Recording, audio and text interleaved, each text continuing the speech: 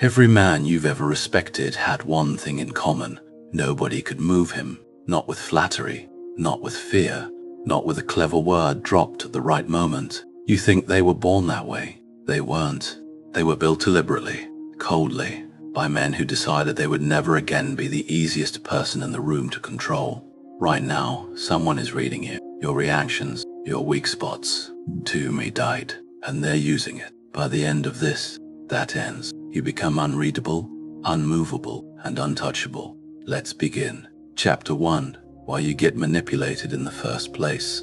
Understand something before we go further. Manipulation is not magic. It's not some dark art reserved for criminals and con men. It's a transaction, and you've been agreeing to the terms without reading them. Here's the uncomfortable truth. You get manipulated because you've made yourself easy to manipulate.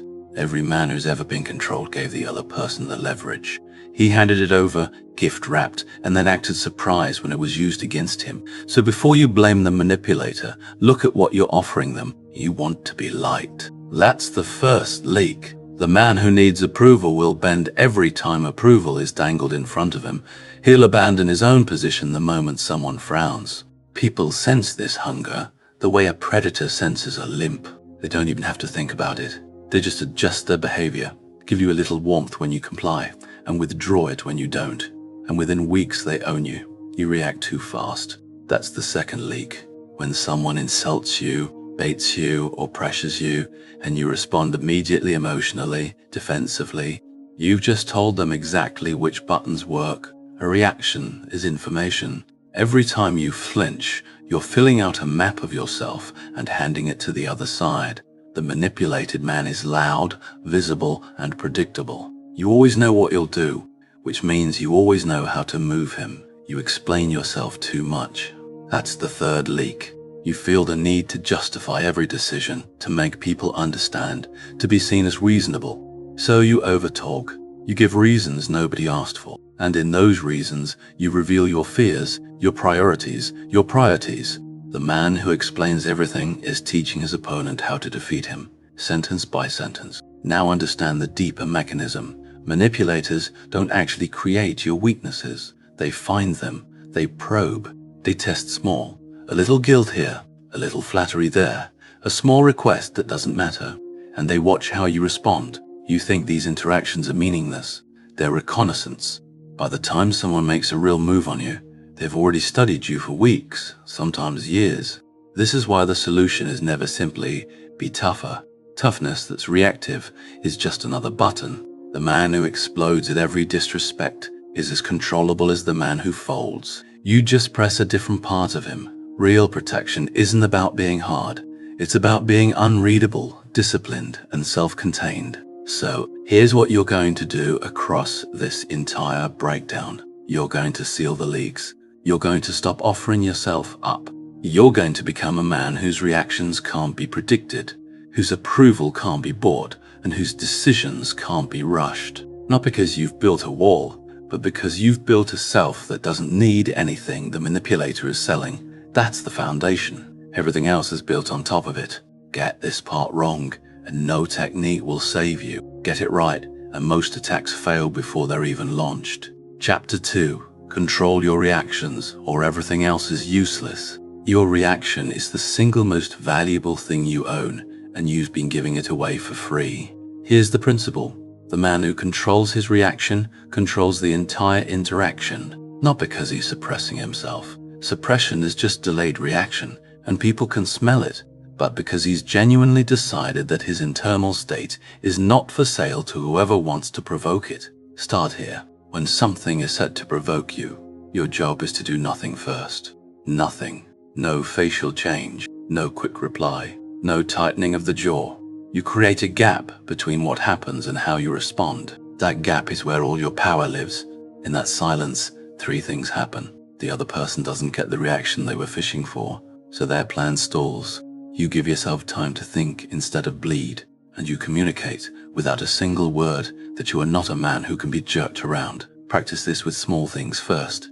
Someone cuts in line, someone makes a snide comment, someone tests you with a little disrespect. Your instinct is to respond immediately, to correct, to defend, to match energy.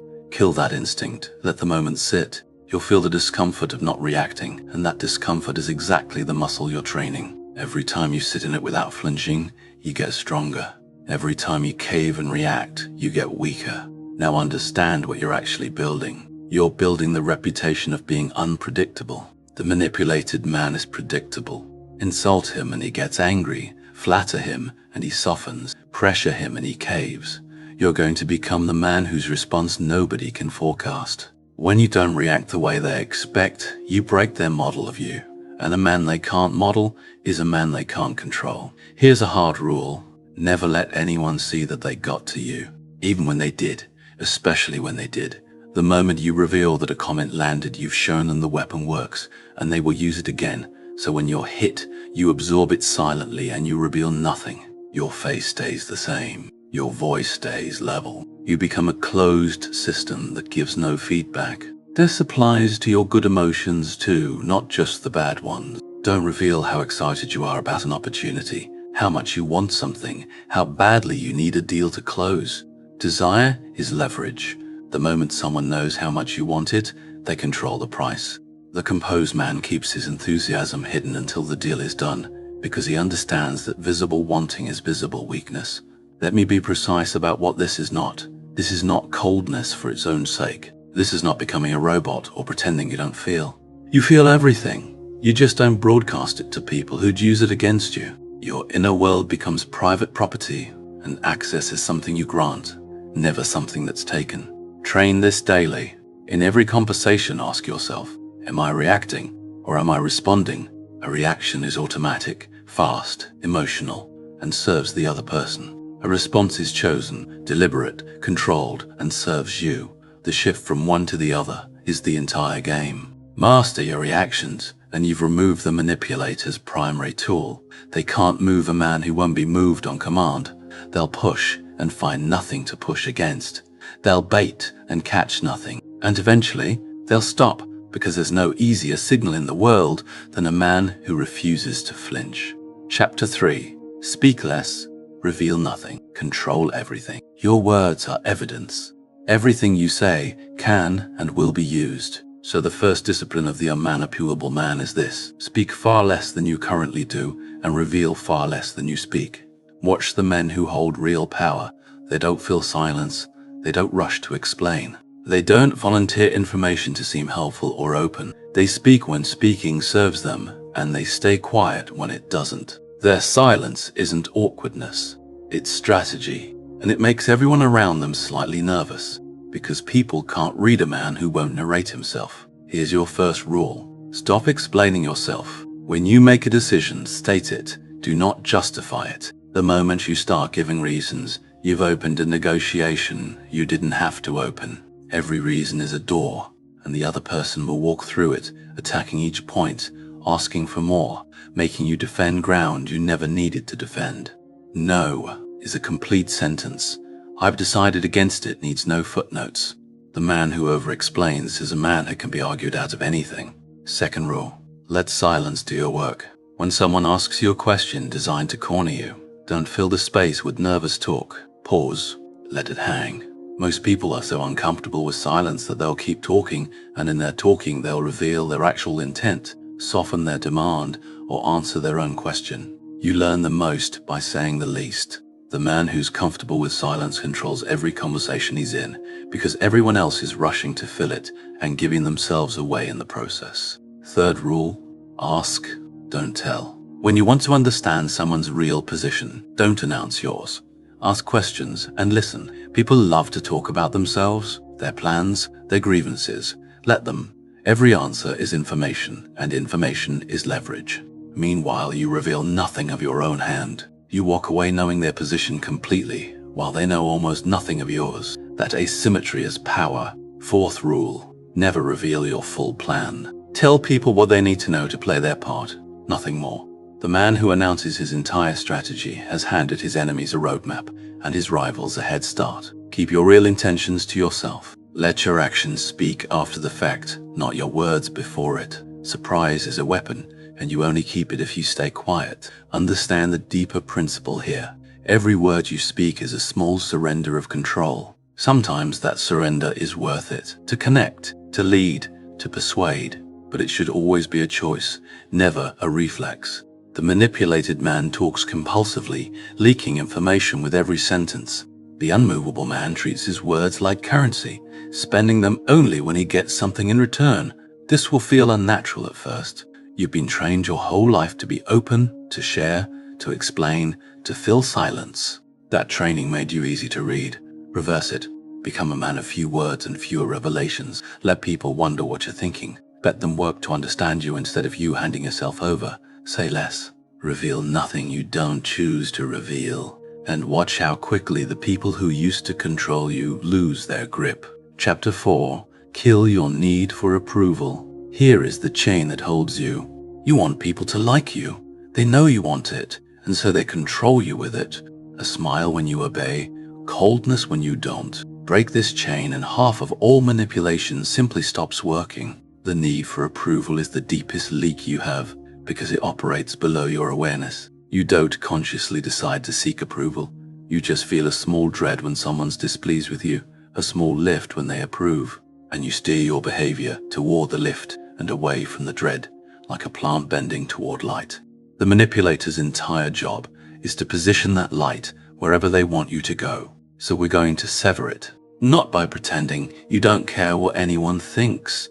That's a pose, and a fragile one. We sever it by making your own judgment the thing that matters most. When you have internal standards you actually believe in, external approval loses its grip.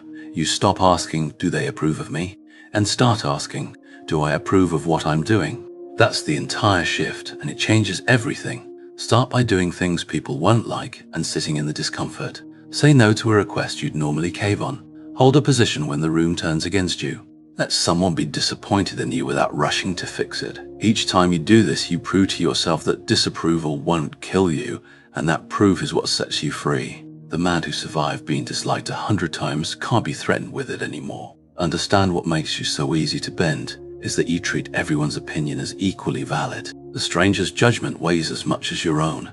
The opinion of someone who doesn't even respect you somehow has power over you. Stop this. Most people's opinions of you are worthless. They're based on incomplete information, their own insecurities, their own agendas. Why would you let a worthless opinion steer your life? Reserve your concern for the handful of people who've earned it and ignore the rest. Here's a rule to live by. Decide who you are before you walk into the room. Know your values, your standards, your lines that won't be crossed. When you've decided in advance, you can't be moved in the moment. The man without internal standards adopts whatever the room wants because he has nothing of his own to hold on to. The man with firm standards is immovable because his behavior comes from inside, not from the crowd. And understand the paradox. The moment you stop needing approval, you start getting respect. People are drawn to the man who doesn't need them. They chase the one who doesn't chase.